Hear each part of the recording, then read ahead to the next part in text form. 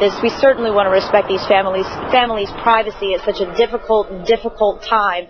Now, I don't know if you can see this behind me, but there is definitely a bus parked in the parking lot next to the J.C. Penney. We had seen a bus come up here earlier that was empty at the time. Makes us wonder if it's parked down there to kind of get people who are going down there, maybe hearing about all of this, driving to the Westroads parking lot to try and find some answers. Again, from Omaha Police, do not go to Westroads. That is a crime scene investigation at this point. It is still a crime scene. We can still hear the Able 1 helicopter up in the air kind of circling around the parking lot.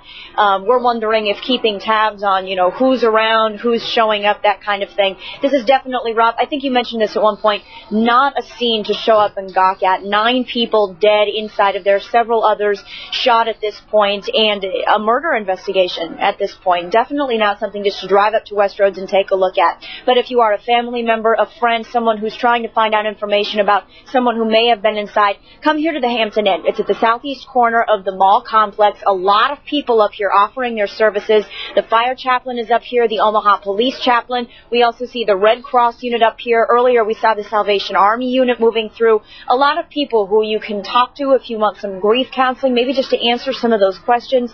This is the place to come and try and find out some of those answers. Again, we are seeing a lot of that emotion as family members show up here. The parking lot is full up here, and people continue to keep driving up here past us, trying to find a place to park, making their way inside, and we'll keep you updated with whatever we hear up here. Rob and Julie. All right, Brandy Peterson, thanks for the update.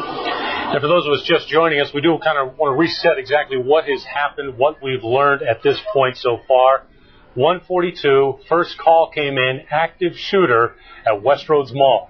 Police were able to respond. They were there 6 minutes later where they started finding victims. The main objective was to find the shooter, secure the scene, and get those victims help. About 2 hours later, we learned that this was much worse than first anticipated and first expected. 9 people dead, 5 people injured. One of the dead, we have learned his name is, he's Robert Hawkins, Robert A. Hawkins of Bellevue. He's 19 years old.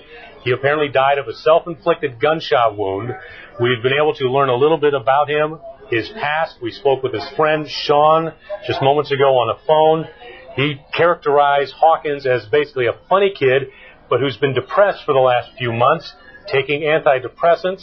We've learned Hawkins was arrested at the end of last month on a couple of misdemeanors and a ticket for having an open container of alcohol. We know that this afternoon, shortly after the shootings, his mother went to Sarpy County Sheriff's deputies and presented them with a note, an apparent suicide note. From there, Sarpy County got together with Omaha Police and said, this guy is involved, he's connected. That's right. His friend Sean also said that he had heard a couple months ago, or actually heard recently, that Hawkins, he calls him Robbie Hawkins, was going to do something, possibly to hurt himself, but really didn't think anything of it until turned on the news today and saw what was happening and found out that, yes, his friend is the one, Robert A. Hawkins, who pulled off this shooting. 9 people dead in Westroads. You know that all the people who were killed in the Von Mars store, most of them on the 3rd floor area, many of them in the gift wrap or customer service area on the 3rd floor of that store. We heard from eyewitnesses at that scene in the customer service area. As soon as the shots were being fired, they took off. They ran to the back room. Right. We heard so many times that people went and hid in broom closets. They went to the back room and locked the doors. They hid in bathrooms. They hid under coat racks.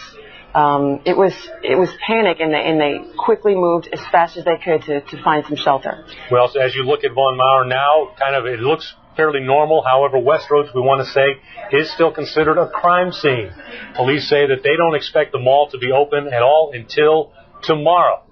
We want to give you a look at what it looked like just before, right at 2 o'clock today, when the shots came, or the shots call came in. Members from various departments, Omaha Fire Department, the FBI there you saw running, Police Department, various Sarpy County units, La Vista, Bellevue Police Departments responding to the scene. Right there you see one man, we believe he was shot in the shoulder, and he's in good condition tonight, we think, from the descriptions of some of the victims. We'd heard there were 5 injuries beyond the 9 fatalities. We do not have the update yet on those conditions of the people. They were taken to Creighton University Medical Center and the Nebraska Medical Center. About 2 hours after the shootings, Omaha police came out with the first real solid information on this incident. We want to hear from Sergeant Teresa Negron right now. The officer went into the Von Marsh store, located a victim